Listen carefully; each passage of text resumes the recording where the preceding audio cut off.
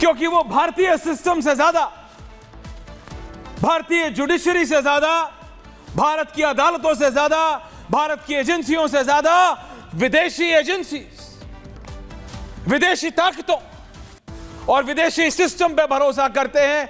And that is a fact, that is अब not for debate. ये एक fact है। अमेरिका ने कह दिया तो पत्थर की लकीर हो गई। आप सोचिए, इससे पहले कि मैं आगे बढ़ूं, शहजाद को वेट करना पड़ेगा। तो बात सिर्फ इतनी है, एक केस है। गौतम अडानी 150 मिलियन के आसपास के बॉन्ड लेने अमेरिकन इन्वेस्टर्स के पास गए थे, अमेरिकी बिजनेसमैन के पास गए थे। वो लिया नहीं है पैसा, लेना था, लिया नहीं है। और गौतम अडानी को डिफेंड करने की जरूरत नहीं। बात है वाया गौतम अडानी किसी के कंधे पे पैर रख के बंदूक की नली कहां है। इशू वो है, इशू वो है। अगर राहुल गांधी ने आज प्रेस कॉन्फ्रेंस सिर्फ एक बिजनेसमैन या एक इंडस्ट्रियलिस्ट गौतम अडानी पे की होती, तो लेट गौतम अडानी और anyone for that matter defend for himself. But for God sake, Gautam Adani चौराहे पे खोमचा लगाने वाला नहीं है बॉस। कितने लाखों लोगों को नौकरी देता है, सिर्फ अडानी नहीं, अंबानी, कितने और इंडस्ट्रियलिस्ट आप नाम लीजिए, टाटा, बिरला, डालमिया, सब कितने लाखों लोगों को देते हैं नौकरी। और यह बात समझ आनी चाहिए हमको भी कि विदेश में बैठे ये जो बिलियनर्स और मल्टी बिलियनर्स और ट्रिलियनर्स बैठे हैं, इनको अच्छा नहीं लगता है। दे कैनॉट डाइजेस्ट, उनको हजम नहीं होता है, उनकी पाचन प्रक्रिया खराब हो जाती है जब कोई भारतीय ऊपर उठता है। पर दुख की बात यह है कि हमारे अपने भी खींचने में लगे रहते हैं, हमारे अपने भी खींचने में लगे रहते हैं।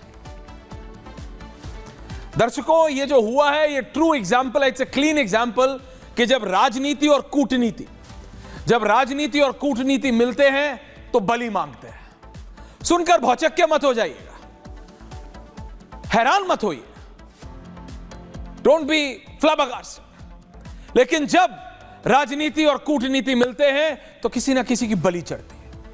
हमने देखा है कि भारत में जैसे जैसे भारत की इकोनॉमी आगे बढ़ी, भारत के लोग आगे बढ़े, लोग छींटाकशी करते हैं। दर्शकों, साफ बात है, अपने सवाल पूछे ना तो दुख नहीं होता, अपने छींटाकशी करें तो समझ आता है भाई अपने टांग खींच रहे हैं, क्योंकि आखिर में अपने अपने होते हैं। ये कोई पिक्चर का डायलॉग नहीं, लेकिन रियलिटी है। दर्शकों, ये विदेशी ताकतों पे भरोसा, विदेशी ताकतों पे भरोसा, किसान आंदोलन में किसानों से ज्यादा रेहाना पे भरोसा, ये राहुल गांधी कर सकते हैं और उनकी पार्टी कर सकती है। आखिरकार हुआ क्या, किसानों ने किसको जिताया, ये आपने भी देखा और हमने भी देखा। भाई पूछता है भारत, आप बताइए ना, ये हिंडनबर्ग की रिपोर्ट से लेके आज तक कभी आप एक बिजनेस हाउस को टारगेट करेंगे, कभी आप दूसरे बिजनेस हाउस को टारगेट करेंगे। ये सब विदेशी ताकतें हैं, ये सब अमेरिकन डीप स्टेट है। वो क्यों कर रहा है, किस लिए कर रहा है? अमेरिका में तख्ता पलट हुआ है, जो बाइडेन इज गॉन, ये जाते जाते पार्टिंग गिफ्ट है, रिटर्न गिफ्ट है। वो पार्टिंग गिफ्ट किस लिए दिया है अमेरिकन डीप स्टेट ने, भारत को बताऊंगा आपको भी थोड़ी देर। लेकिन चाहे वो गौतम अडानी हो या मुकेश अंबानी हो या कोई भी और बड़ा जिसके ऊपर सवालिया निशान लगता है, भाई they are not capable, they are more than capable. उनकी काबिलियत आप और हम सबसे ज्यादा अपने आप को डिफेंड करने की, करेंगे अपने आप को डिफेंड, उनको डिफेंड करने थोड़ी ना बैठा है कोई। लेकिन बात तब होती है जब नेता प्रतिपक्ष, leader of opposition Rahul Gandhi आते हैं और कहते हैं Narendra Modi is done that, ये सब बीजेपी करा रही है, ये सब मोदी करा रहे हैं। तो भाई क्लियरली बोलो ना, कंधा ढूंढ रहे हो।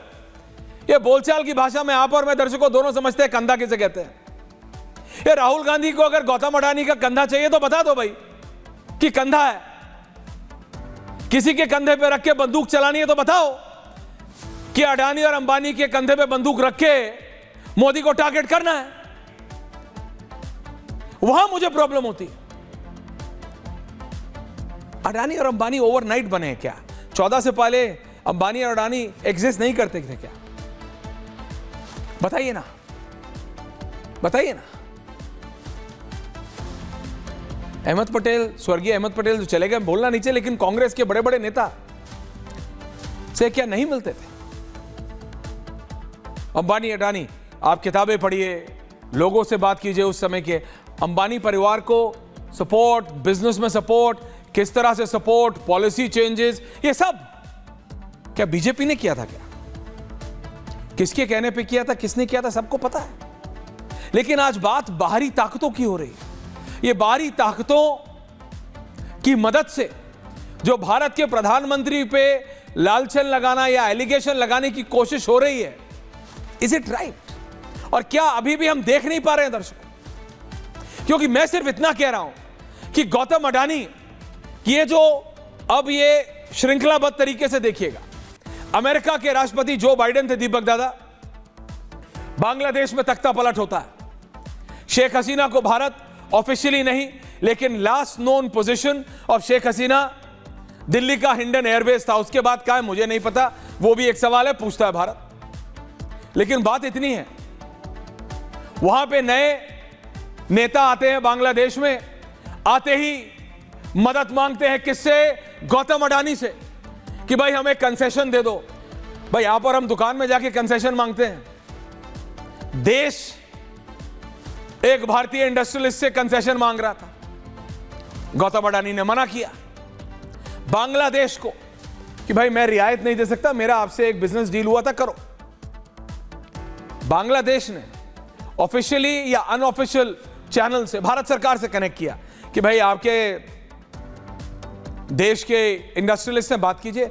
भारत सरकार ने कहा thank you very much, we can not do anything. ये एक private individual who happens to be an Indian citizen और एक देश के बीच के कॉन्ट्रैक्ट की बात है। भाई आपकी मुसीबत, आपको मुबारक, we are not interfering. Bangladesh के नेता किसके पास गए? अपने खैरख्वाह जो बाइडेन, जो कि अब अमेरिका के इलेक्शन के बीच में थे। उनको समझ आ चुका था, राहुल गांधी की माने तो जो बाइडेन को कितना समझ आता है कितना नहीं वो जाने, लेकिन अमेरिकन डीप स्टेट को समझ आ चुका था कि बाइडेन नहीं जीतने वाले, ट्रंप आने वाला है। उन्होंने कहा एक तीर से दो निशाने करते हैं, एक तीर से दो निशाने करते हैं, या बांग्लादेश की मदद हो जाएगी और यहां राहुल गांधी की मदद हो जाएगी, विपक्ष की मदद हो जाएगी। ये अमेरिकन डीप स्टेट क्या चाहता है? ये क्या प्रो कॉन्ग नहीं, ये किसी का प्रो नहीं होते हैं, ये देश के एंटी हैं, ये भारत के खिलाफ है।